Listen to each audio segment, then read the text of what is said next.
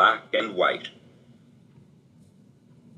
In the history of the world, there is no country where racism has been more important than in the United States.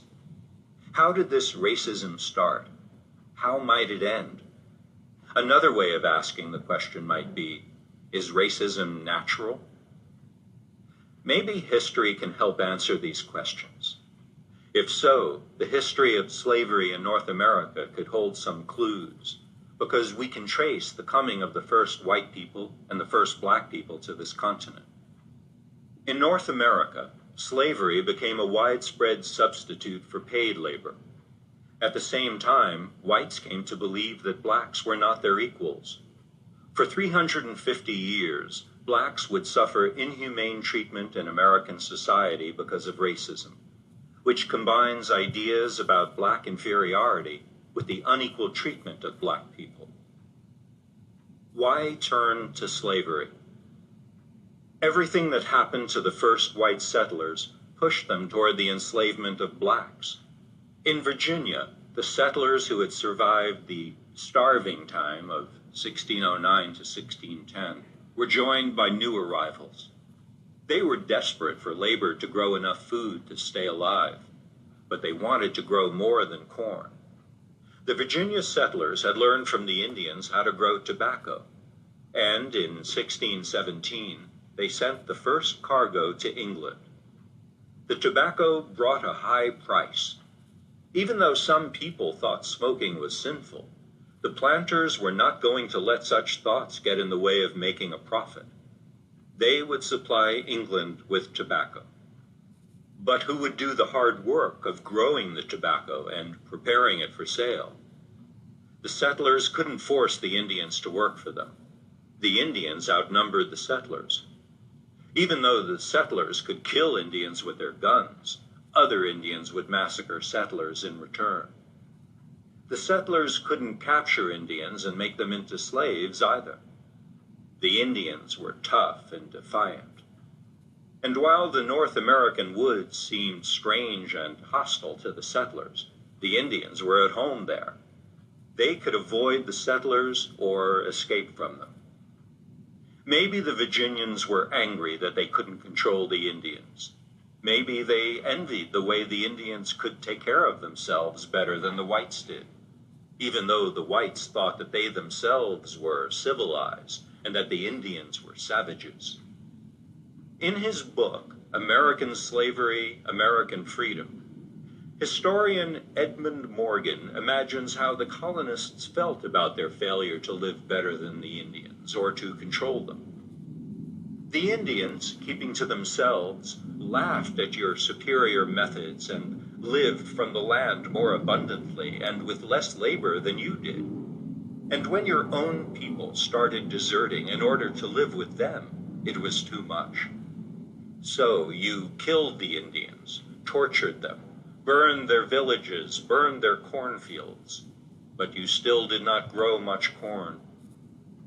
Maybe those feelings of envy and anger made the settlers especially ready to become the masters of slaves. It was profitable to the Virginians to import blacks as slave labor. After all, other colonies in the Americas were already doing it. By 1619, 1 million blacks had been forcibly brought from Africa to work as slaves in the mines and sugar plantations of the Portuguese and Spanish colonies in South America and the Caribbean islands. Even earlier, 50 years before Columbus, the slave trade started when 10 Africans were taken to Portugal and sold. So that in 1619, when the first 20 blacks were brought by force to Jamestown and sold to settlers, white people had been thinking of Africans as slave labor for a long time. The Africans, having been torn from their land and their cultures, made enslavement easier. The Indians were on their own land. The whites were in a new continent, but they had brought their English culture with them. But the blacks had been torn from their land and their culture. They were forced into a situation where their heritage, languages, clothes, customs, and family life was wiped out bit by bit. Only with amazing strength of will could blacks hold on to pieces of this heritage. Was African culture easy to destroy because it was inferior to European culture? African civilization was in some ways more advanced than that of Europe. It was a civilization of 100 million people. They built large cities, they used iron tools, and they were skilled at farming, weaving, pottery making, and sculpture. Europeans who traveled in Africa in the 16th century were impressed with the kingdoms of Timbuktu and Mali. These African states were stable and organized at a time when European states were just beginning to develop into modern nations. Slavery existed in Africa, and Europeans sometimes pointed to that fact to excuse their own slave trade. But although slaves in Africa had a harsh life, they also had rights that those brought to America did not have. American slavery was the most cruel form of slavery in history because of two things. First, American slavery was driven by a frenzy for limitless profit. Second, it was based on racial hatred, a view that saw whites as masters and blacks as slaves. For these reasons, American slavery treated slaves as less than human. The inhuman treatment began in Africa, where captured slaves were chained together and forced to walk to the coast, sometimes for 1,000 miles. For every 5 blacks captured, 2 died during these death marches. When the survivors reached the coast, they were kept in cages until they were sold. Then they were packed aboard the slave ships, chained together in the dark, in spaces not much bigger than coffins. Some died for lack of air in the crowded, dirty cargo holds of the ships. Others jumped overboard to end their suffering.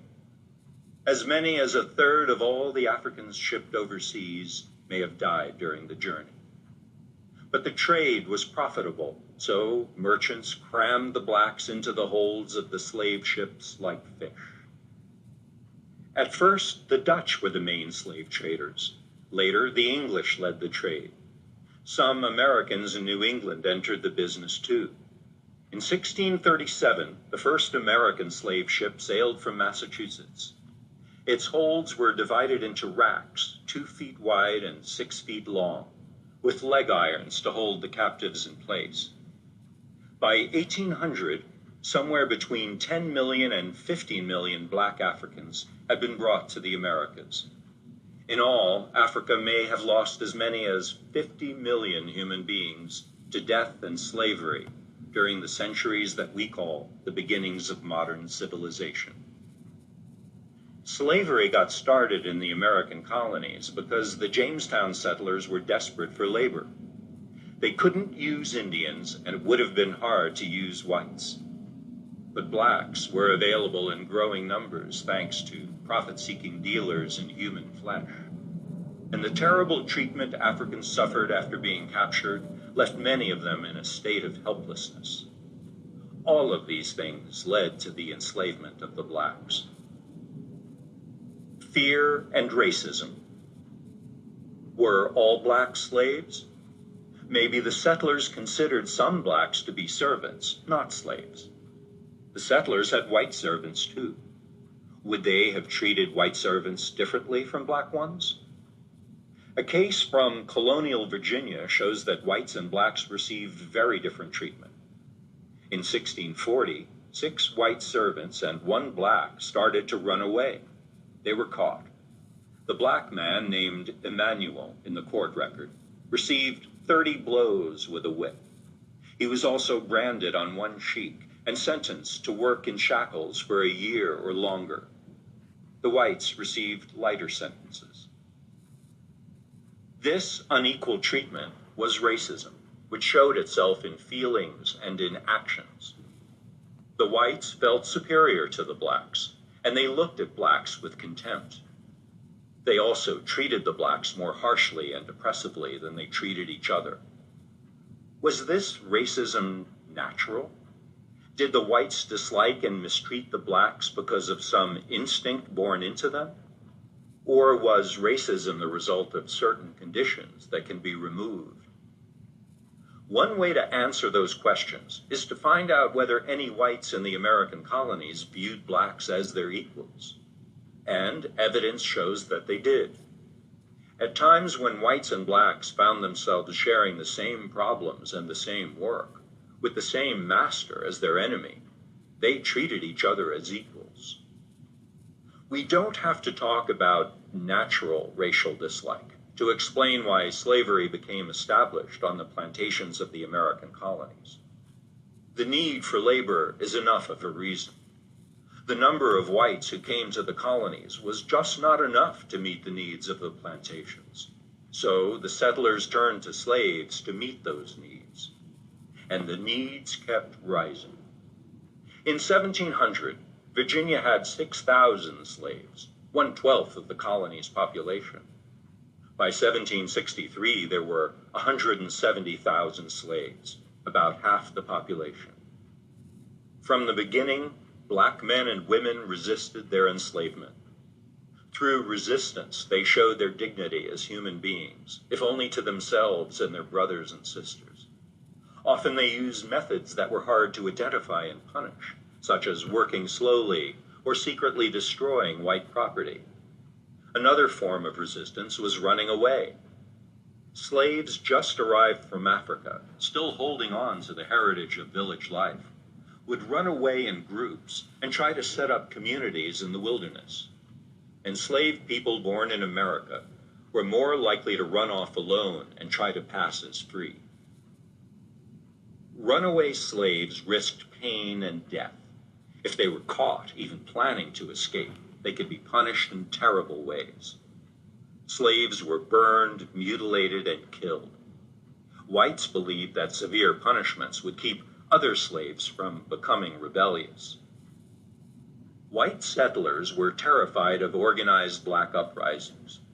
Fear of slave revolts, it seems, was a fact of plantation life.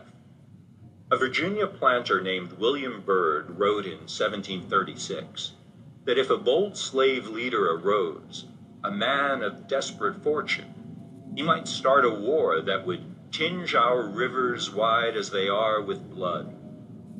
Such rebellions did take place, not many, but enough to create constant fear among the planters. In 1720, a settler in South Carolina wrote to London about a planned slave uprising that had been caught just in time. I am now to acquaint you that very lately we have had a very wicked and barbarous plot of the Negroes rising with a design to destroy all the white people in the country and then to take Charlestown. But it pleased God it was discovered, and many of them taken prisoners, and some burnt, and some hanged, and some banished. We know of about 250 cases in which 10 or more slaves joined in a revolt or plot. But not all rebellions involved slaves alone. From time to time, whites were involved in the slave resistance. As early as 1663, white servants and black slaves in Virginia formed a conspiracy to rebel and gain their freedom. The plot was betrayed and ended with executions. In 1741, New York had 10,000 white and 2,000 black slaves. After a hard winter brought much misery to poor people of both races, mysterious fires broke out. Blacks and whites were accused of conspiring together. The trial was full of high emotion and wild claims. Some people made confessions under force. Eventually, 2 white men and 2 white women were executed. 18 slaves were hanged, and 13 slaves were burned alive. Only one fear in the American colonies was greater than the fear of black rebellion. That was the fear that whites who were unhappy with the state of things might join with blacks to overthrow the social order. Especially in the early years of slavery, before racism was well established, some white servants were treated as badly as slaves. There was a chance that the 2 groups might work together. To keep that from happening, the leaders of the colonies took steps. They gave a few new rights and benefits to poor whites. For example, in 1705, Virginia passed a law that said that masters had to give white servants some money in corn when their term of service ended. Newly freed servants would also receive some land. This made white people of the servant class less unhappy with their place in society and less likely to side with the black slaves against the white masters. A web of historical threads tracked blacks in American slavery. These threads were the desperation of the starving settlers, the helplessness of Africans torn from their homeland, the high profits available to slave traders and tobacco growers, and the laws and customs that allowed masters to punish rebellious slaves. Finally, to keep whites and blacks from joining together as equals, the leaders of the colonies gave poor whites small benefits and gifts of status. The threads of this web are not natural. They are historical, created by special circumstances.